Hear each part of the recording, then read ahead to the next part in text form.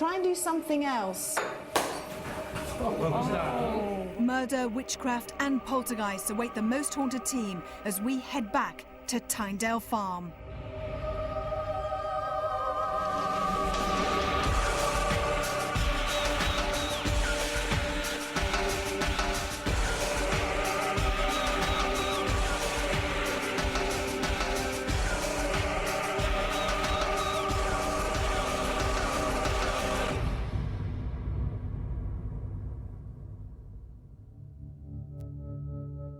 Hello and welcome to Most Haunted. One of the most disturbing scenes ever witnessed on television was watching a whole crew succumb to something that has never been totally explained scientifically or paranormally.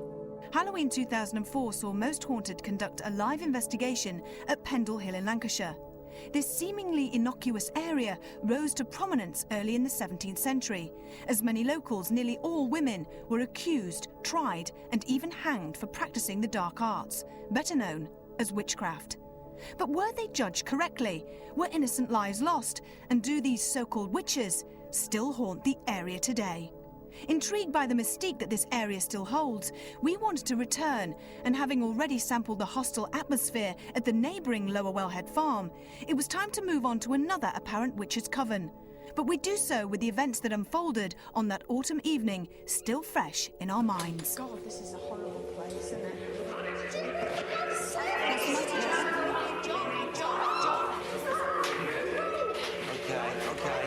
Oh my God, I have never ever experienced anything like this in my life. What's up? Oh, come on for a minute. Come on, Elizabeth. Oh my God! Well, after watching that, most people would think I was crazy to come back here again. Well, I've not come on my own. I've brought the whole crew to re-investigate Tynedale Farm.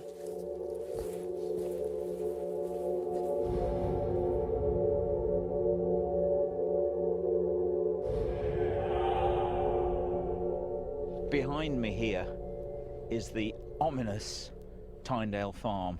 This is the first time I've actually set eyes on it, other than obviously on the monitors when I was in the studio with Richard Jones, watching the events unfold in front of me, watching the crew that I've worked with for the best part of 2 years dropping like flies.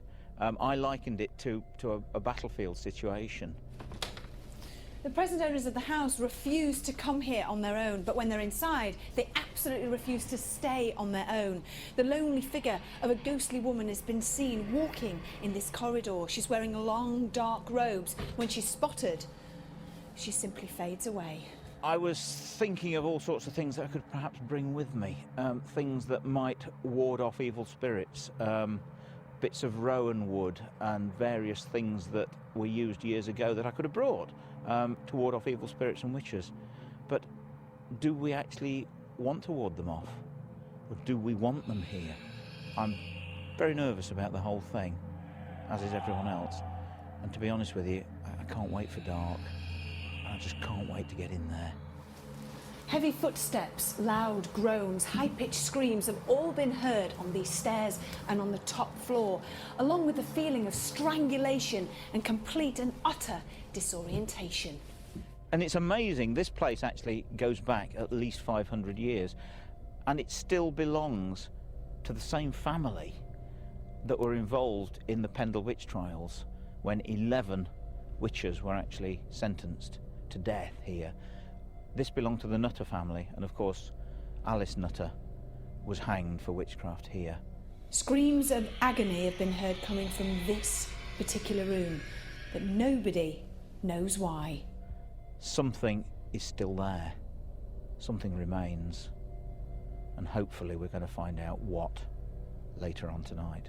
I still shudder when I think about what happened in this room. It's a very uneasy room. Many people have the feeling of being strangled, and lots of people have actually fainted. But it's the dark shadows that are seen in here that make people run in absolute terror. So what causes this awful, awful activity? And what affected the crew in such a savage way? We have 24 hours to find out. mystifying scenes, but were they tricks of the mind, or were we the cruel victims of 4 centuries of evil intent? Many months on, parapsychologist Kieran O'Keefe remains ambivalent. Well, Kieran, Tynedale Farm, I never ever thought that we would come back here after what happened on Halloween Live. What are you hoping for tonight, or is that a stupid question? Well, for me, the experience that the whole crew had here, it was a psychological hotbed as well as some sort of parapsychological phenomena. So what I'm hoping is that tonight maybe we can be a little bit more objective. We got very much taken up in the moment. From my perspective, there's a lot of hysteria, a lot of ASCs, which is altered states of consciousness, that sort of thing. So I'll be chatting to the crew to make sure at least that they'll go into this an objective investigation and hopefully remain calm. Already we've been here for a short period of time and things are starting to happen. You know, many people have heard little whispering noises, doors have banged shut, and everybody's already so nervous. It's probably not the best frame of mind to be in, considering the psychological association that there already is with this farm. However, it is interesting that we're already getting different sorts of phenomena that we had when we were here before, which means that we may be taking the attention away from the sort of physical experiences that people had and focusing more on auditory phenomena, which is a good thing. Okay. Now, what are you going to do, or how are you going to feel if the same thing happens again tonight, where, for instance, John the soundman suddenly feels that someone's choking him and people start to faint or feel dizzy? How are you going to cope with that? How are you going to deal with that?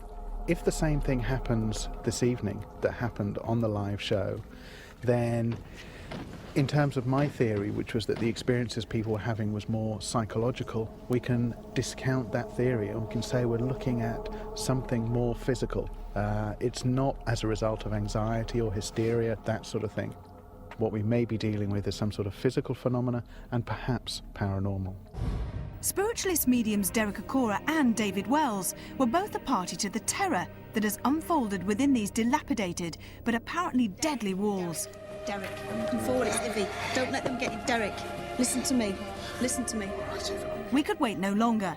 It was time for Most Haunted to fearfully tread back into Tynedale Farm. We have had movement and activity just of recent in this dwelling. Okay. And it's not by one individual. It's like, to me, it's like group souls, negative group souls. I would say a group of women and a lot of ranting and raving of some of the, I feel, despicable things that they got up to. There's also tainted in this atmosphere, would you believe it, right in the middle of it, the vortex of it, of an innocence as well. Now, why the innocence is firmly in the middle of all this negativity, I can't tell at the moment. Okay. And it's like as if there's a screaming of innocence saying, I'm trapped between all this bad and evil. It's like as if there's a female, a woman, who basically is still to this present moment in our atmosphere and time, is, you know, screaming out her innocence. I don't belong with this lot. I'm a lady, you know, I don't belong with this, and I'm trapped between them. And it's like they're in their ridicule. They're keeping her grounded here. She can't move on. Who's this woman? At this moment in time, I can't really, because I'm asking. Right. But maybe as we move about, Yeah. we will. But what I can tell you is, since we've walked into this dwelling, okay, it's all ears and eyes watching us here now. It's like as if one of these younger ones, her mother, also a fellow. What? You all right? Okay. Yeah. You sure? I just feel really dizzy. Yeah, well, this atmosphere will do I've been this. here today and I'm fine, but my heart's going really quick and at my head I just feel like I'm going to keel over at any minute.